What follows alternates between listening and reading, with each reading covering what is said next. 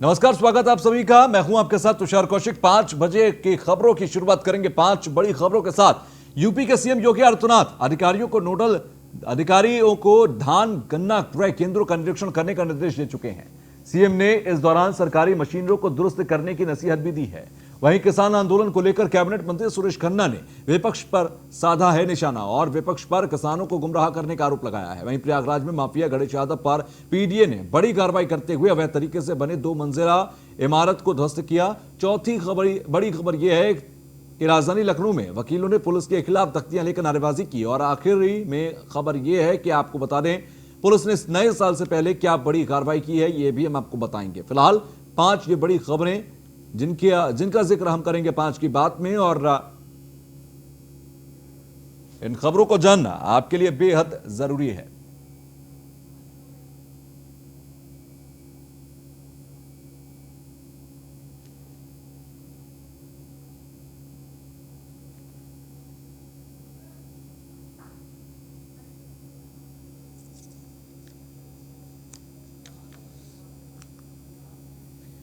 खबरों में आगे बढ़ते हैं। सीएम योगी आदित्यनाथ ने अधिकारियों को निर्देश दिए कि नोडल अधिकारी धान गन्ना क्रय केंद्रों का निरीक्षण करें, विशेष विरासत अभियान की मॉनिटरिंग करें और किसानों के साथ लगातार संवाद स्थापित करें। अधिकारी विद्युत आपूर्ति सिंचाई सुविधा की निरंतर समीक्षा भी हो। मंगलवार तक रिपोर्ट शासन को उपलब्ध कराएं नोडल अधिकारी। ये सीएम ने साफ कर दिया है। धान खरीद की प्रक्रिया सक्रियता के साथ संचालित की जाए।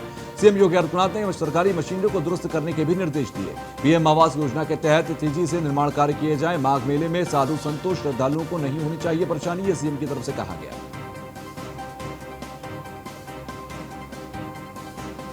विशेष संवाददाता राहुल श्रीवास्तव हमारे साथ फोन लाइन पर जुड़ गए हैं। राहुल, आज जो तमाम नोडल अधिकारियों को निर्देश दिए सीएम योगी आदित्यनाथ ने, कितना दुरुस्ती के साथ ग्राउंड पर भी नजर आएंगे?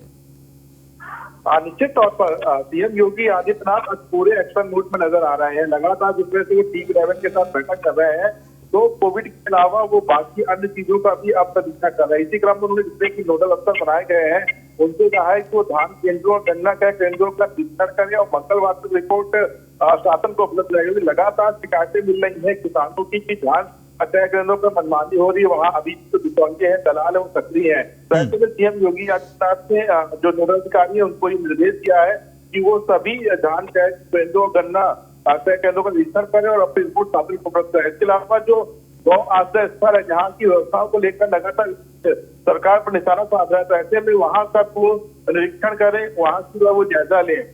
विद्युत आपूर्ति और किसानों को उपलब्ध कराई जा रही जो सिंचाई सुविधा है, उसका भी वो समीक्षा करें। तमाम जो बिंदु है, जो आप लोगों से जुड़े हैं, जो किसानों से जुड़े हैं, जो गोवंश से जुड़े हैं, उनको तमाम वो उन्होंने कहा है कि वो खुद जाए, समीक्षा करो, मंगलवार तक शासन को रिपोर्ट सौंपो। जो भी अधिकारी से दोषी पाया जाएगा, निश्चित तौर पर सरकार उसके साथ कड़ी से कड़ी कार्रवाई करेगी।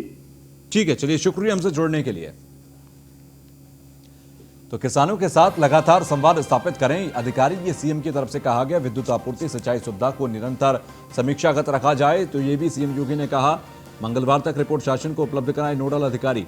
तो तमाम तरह के जरूरी दिशा निर्देश दिए गए हैं। धान खरीद की प्रक्रिया सक्रियता के साथ चलती जाएगी, संचालित की जाएगी, इसको भी सीएम योगी आदित्यनाथ ने आज निर्देशित किया है।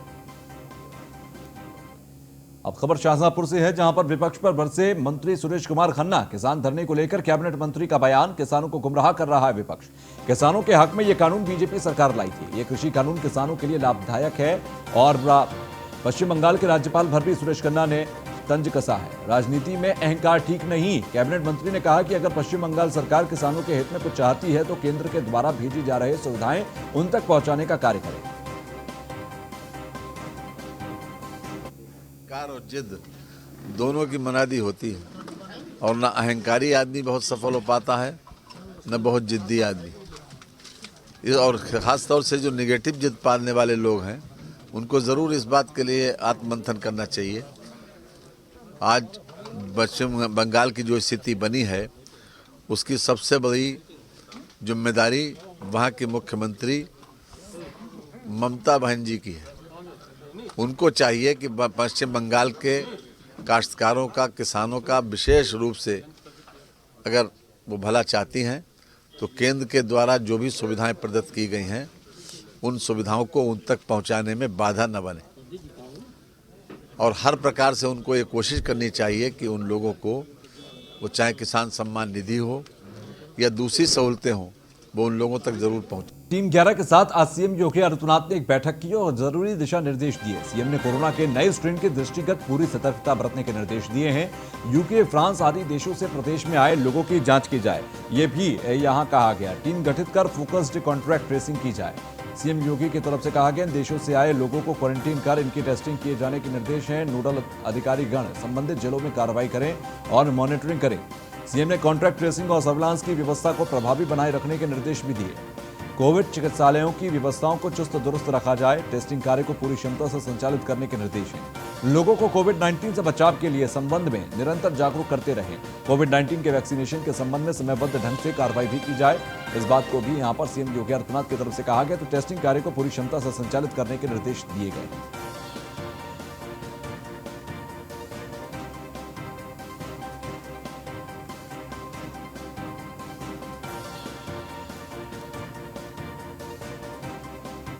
खबर प्रयागराज से, जहां पर माफिया गणेश यादव पर पीडीए ने बड़ी कार्रवाई की है। झूंसी के हवेलिया में अवैध निर्माण को किया जमींदोज। झूंसी के हवेलिया के अंदर बिना नक्शा पास कराए बनाया गया था 2 मंजिल का घर। प्रयागराज विकास प्राधिकरण ने ध्वस्तीकरण का आदेश पारित कर दिया था। 1,500 वर्ग गज में बना था अवैध निर्माण। गणेश यादव के खिलाफ 1 दर्जन से ज्यादा मुकदमे दर्ज हैं। माफिया अशोक यादव का भाई है गणेश यादव।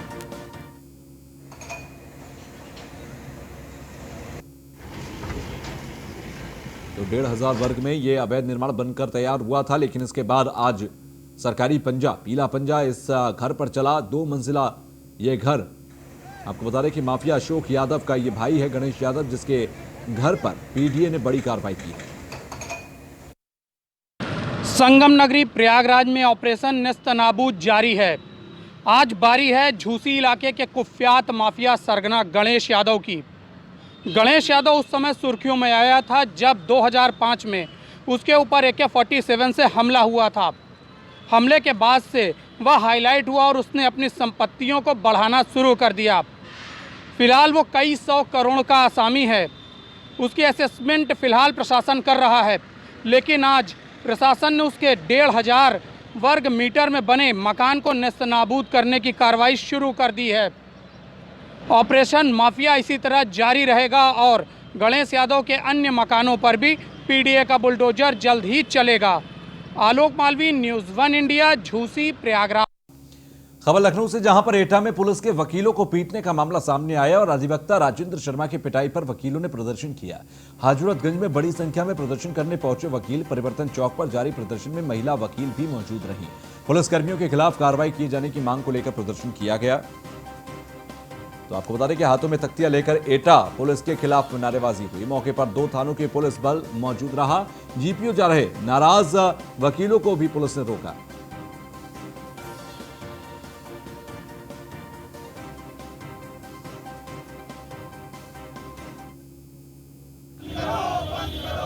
प्रदेश सरकार जिस तरह से पुलिस स्टेट बनाना चाहती है उत्तर प्रदेश को, हम उसके खिलाफ हैं। हर आदमी को उत्पीड़न हो रहा है। अधिवक्ता समाज जो सबसे ज़्यादा प्रबल है और सबल है, तो उसके साथ ये ज्यादती हो रही, तो बाकियों के साथ क्या होगा। एटा में राजेंद्र शर्मा जो कि सरकारी वकील तो 20 साल से सरकारी वकील थे, उनका एक बाहुबली के इशारे पे लोकल प्रशासन ने जिस तरीके से उनके मकान पे कब्जा कराया है और एक वकील को जो कि यूनिफॉर्म में थे उनका दरवाज़ा तोड़ के घसीटा गया है। ये उनको नहीं घसीटा गया है, हर अधिवक्ता का सम्मान घसीटा गया है, हमारी गैरत घसीटा गया है और उनको जानवर के तरीके से मारा गया जैसे वो किसी टेररिस्ट को मार रहे हैं। क्या पुलिस प्रशासन या सरकार अपने नागरिकों के साथ एक आतंकवादियों की तरह से व्यवहार करेगी? हम उसके खिलाफ है। ये लड़ाई तो हमारी अभी आगाज है। जब तक उनको सजा नहीं मिल जाती उन दोषियों को, उसमें सिपाही रहा हो, कांस्टेबल रहा हो, दरोगा रहा हो या वो कप्तान वहाँ का जिसने अभी तक उन दोषियों के विरुद्ध कार्रवाई नहीं की है, उसके खिलाफ भी हम कार्रवाई की मांग करते हैं। जब तक उसके खिलाफ कार्रवाई नहीं होती। वहीं मुजफ्फरनगर पुलिस का अवैध शराब पर शिकंजा कसता नजर आया। 160 पेटी अवैध अंग्रेजी शराब को पुलिस ने जब्त किया है। पकड़ी गई अंग्रेजी शराब की कीमत लगभग 8 लाख रुपए है। हरियाणा से कैंटर में छिपाकर लाई जा रही थी यूपी की में शराब और एक गाड़ी समेत 2 अंतर्राज्यीय शराब सप्लायर भी गिरफ्तार हुए। तो शराब को सील लगाने वाली मशीन भी आरोपियों से बरामद हुई। रतनपुरी थाना क्षेत्र से पुलिस ने आरोपियों को दबोचा है। तो एक गाड़ी समेत 2 अंतर्राज्यीय शराब सप्लायर गिरफ्तार किए गए हैं। शराब को सील लगाने वाली मशीन भी आरोपियों के पास से बरामद की गई है। तो रतनपुरी थाना क्षेत्र से पुलिस ने आरोपियों को दबोचा। मुजफ्फरनगर पुलिस का अवैध शराब पर शिकंजा लगातार जारी है।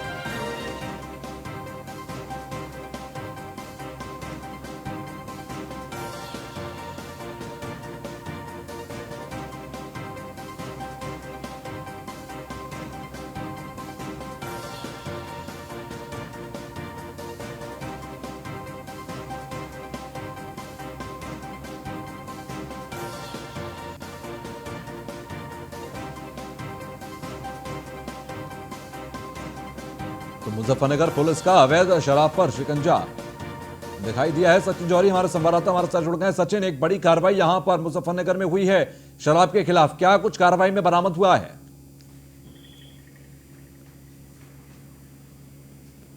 सचिन, मेरी आवाज पहुंच रही है अब तक? जी जी जी। सचिन, क्या कुछ बरामद हुआ शराब कारोबारियों पर जब कार्रवाई की गई? देखिए, आपको बता दूं कि मुजफ्फरनगर के एसएसपी अभिषेक यादव ने जीरो ड्रग्स अभियान चला रखा है। उसी के तहत ये बड़ी कार्रवाई हुई है। इसमें 160 जो है शराब की पेटियां पुलिस ने बरामद की है। लगभग 8 लाख की इसकी कीमत बताई जा रही है। जी ठीक है, बहुत बहुत शुक्रिया हमसे जुड़ने के लिए।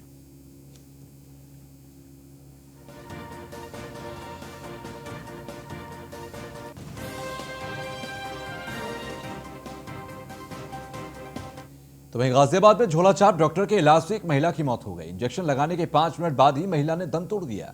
इंदिरापुरम में मेडिकल स्टोर के अंदर चल रहा था यह क्लिनिक और मामले में पुलिस ने आरोपी डॉक्टर को गिरफ्तार कर लिया है। तो झोलाछाप डॉक्टर ने एक महिला को इंजेक्शन लगाया और 5 मिनट बाद ही उसकी मौत हो गई। इंदिरापुरम में मेडिकल स्टोर के अंदर यह क्लिनिक चल रहा था। एक मेडिकल स्टोर जिसके अंदर यह पूरा क्लिनिक चलाया जा रहा था। फिलहाल इसमें मौत हो गई एक महिला की। महिला ने यहां पर क्लिनिक में इंजेक्शन लगवाया। इंजेक्शन लगवाने के 5 मिनट बाद ही उस महिला की मौत हो गई।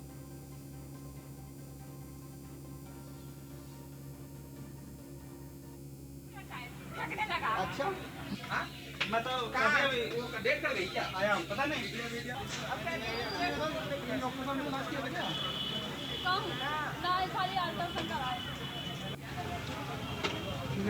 बढ़िया करके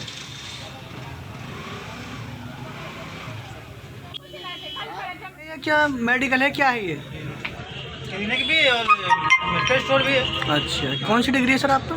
नहीं, मैं तो अभी आया हूँ। अच्छा, मैं तो अभी ये वो ले गया सामान। तो डॉक्टर साहब क्लिनिक और ये मेडिकल कैसे संभालते हैं? हाँ? डॉक्टर साहब क्लिनिक और मेडिकल कैसे संभालते हैं? वो संभाल लेते हैं। कैसे संभालते हैं? जो 4 हैं या 3 पैर हैं, हमें तो बताएं, इसकी जानकारी तो दें हमें। आएंगे तो वही बताएंगे। तो गाजियाबाद का मामला है। झोलाछाप डॉक्टर के इलाज से महिला की मौत हो गई। इंदिरापुरम में मेडिकल स्टोर के अंदर यह पूरा क्लिनिक चल रहा था। मामले में पुलिस ने आरोपी डॉक्टर को गिरफ्तार किया है। अभिषेक पंडित हमारे संवाददाता गाजियाबाद से हमारे साथ जुड़ गए हैं। अभिषेक, का क्या कुछ हुआ था उस मौके पर जब इंजेक्शन लगाने के 5 मिनट में ही उस महिला की मौत हो गई, और ये एक मेडिकल के अंदर क्लिनिक चल कैसे रहा था? जी, ये अवैध तरीके से एक मेडिकल स्टोर था, उसके पीछे एक क्लिनिक चल रहा था जहाँ पर कि आसपास के लोग कुछ छुटमुइये डॉक्टरों से इलाज कराने आते थे। वहीं कल एक वाकया ऐसा आया कि एक महिला की तबीयत खराब हुई और वो वहां गई, तो डॉक्टर द्वारा एक इंजेक्शन लगाया गया जिससे उसकी मौत हो गई। जिसके बाद परिजनों ने काफी हंगामा किया। वहां पर पता पड़ा तो ना तो डॉक्टर का सर्टिफिकेट था और ना ही रजिस्टर्ड हॉस्पिटल था वो क्लिनिक। चलिए, बहुत बहुत शुक्रिया हमसे जुड़ने के लिए। तो किसान आंदोलन से जुड़ी एक बड़ी खबर हम आपको दे दें। किसान संगठनों ने ऐलान कर दिया है कि 29 दिसंबर को सरकार से बात करेंगे। सुबह 11 बजे सरकार और किसानों के बीच बात होगी। बातचीत की पहली तारीख को पहला समय कहना चाहिए, क्योंकि 29 दिसंबर 11 बजे सुबह किसान बात करने के लिए सरकार से तैयार है। सरकार लगातार कह रही है कि बातचीत के जरिए ही रास्ता निकलेगा। आप बातचीत कीजिए से पहले भी 1-2 बार बात हुई है सरकार और किसानों के बीच में, लेकिन बेनतीजा रही है। तो ऐसे में एक बार फिर से अब बातचीत होगी। किसान आंदोलन से जुड़ी बड़ी खबर है। काफी दिनों बाद गतिरोध चलता रहा और अब जाकर किसानों से एक बार फिर बात होने की तारीख और समय निकल कर आया है। 29 दिसंबर सुबह 11 बजे किसान बात करेंगे सरकार से। लेकिन क्या रास्ता निकल पाएगा? क्या एक बार फिर सामान्य स्थितियां हो पाएंगी? ये देखना होगा। सरकार को पीछे हटना है या कुछ संशोधन से बात बनेगी? एसोसिएट एडिटर ब्रजेश श्रीवास्तव हमारे साथ जुड़ गए हैं। ब्रजेश, अब बातचीत होगी 29 दिसंबर को सुबह 11 बजे, लेकिन पिछली जितनी बातचीत रही वो बेनतीजा रही। अब क्या कुछ लचक आएगी सरकार के कार्य प्रणाली में या फिर किसानों की मांगों में? देखिए, सबसे बड़ी बात यह है कि लगातार जो 30 दिनों से ऊपर हो गया और किसानों के बीच में और सरकार के बीच में जो गतिरोध है वो बरकरार है।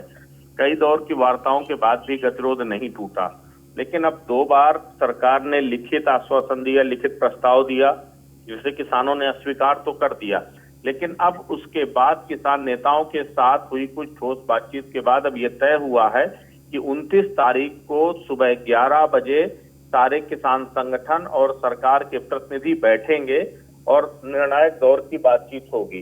अब देखना ये होगा कि ये लिखित प्रस्ताव से अलग आखिर किसानों को क्या जो है सरकार का प्रस्ताव स्वीकार होता है या फिर गतिरोध को तोड़ने के लिए क्या कुछ अहम पहल होती है, तो ये देखना बेहद दिलचस्प होगा। सबसे बड़ी बात यह है कि अभी तक किसानों के तमाम संगठन बिल को वापस लेने से कम में राजी होने को तैयार नहीं है, और यही वजह है कि अब उसको लेकर के जो है ये लगातार कोशिश की जा रही है कि बिल भी वापस ना हो और किसानों को मना भी लिया जाए। कुछ इस तरह का बीच का रास्ता सरकार क्या निकालती है जी। अब ये देखने वाली बात होगी। उम्मीद यही करनी चाहिए कि 29 तारीख को जब बैठक हो तो उसका कोई ठोस नतीजा निकल सके और ये गतिरोध खत्म हो। ठीक है, चलिए, बहुत बहुत शुक्रिया हमसे जुड़ने के लिए।